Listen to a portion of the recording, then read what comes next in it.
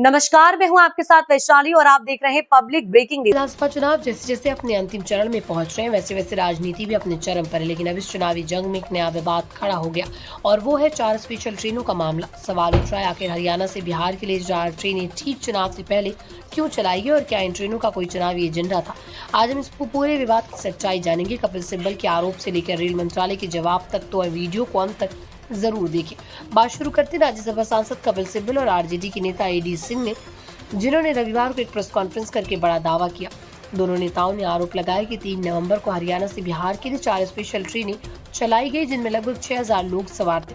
ये ट्रेनें करनाल, पानीपत और गुरुग्राम से चलकर पटना और भागलपुर पहुंची।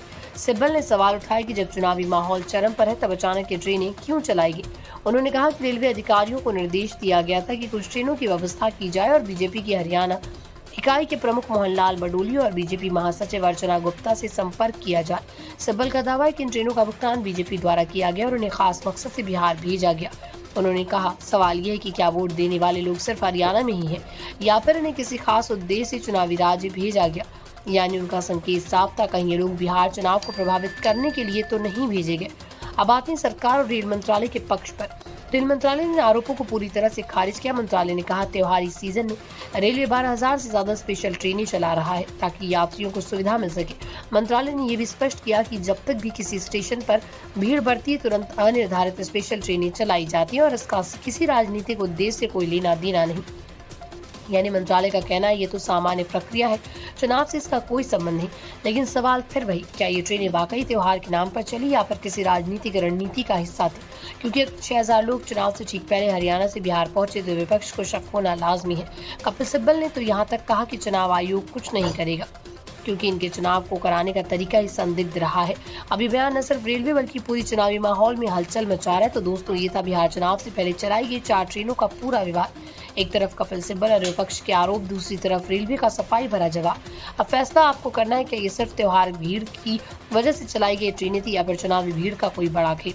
अगर आपको ये वीडियो जानकारी पूर्ण लगा तो लाइक करें, शेयर करें, चैनल को सब्सक्राइब करना ना भूलें ताकि ऐसी राजनीति के अंदर की खबरें आप तक सबसे पहले पहुंच सके।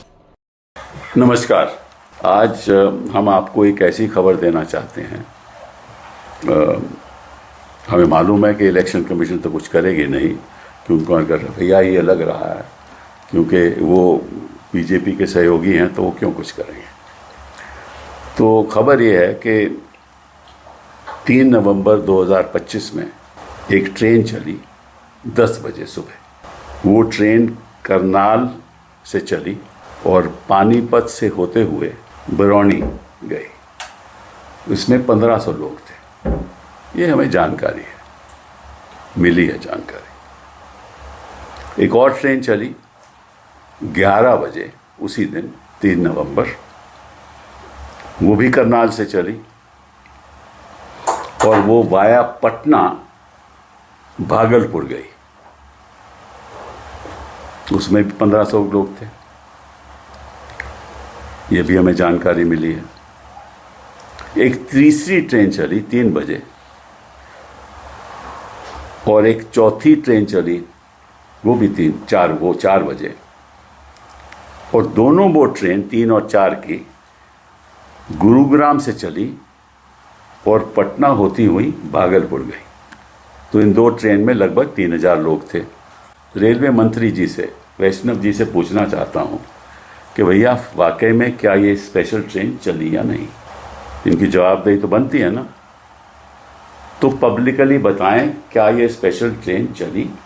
और जो मैंने कहा है 10 बजे, 11 बजे, 3 तारीख को, फिर 3 बजे, 4 बजे वहाँ पहुँची।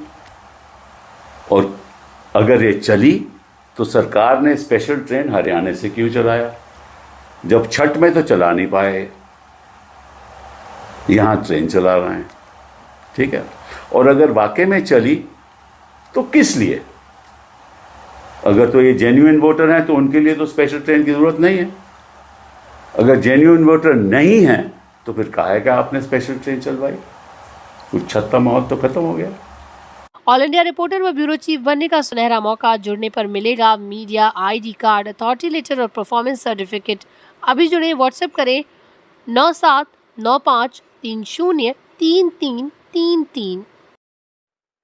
अगर आपको हमारी ये वीडियो पसंद आई हो तो चैनल को लाइक, शेयर एंड सब्सक्राइब जरूर करें।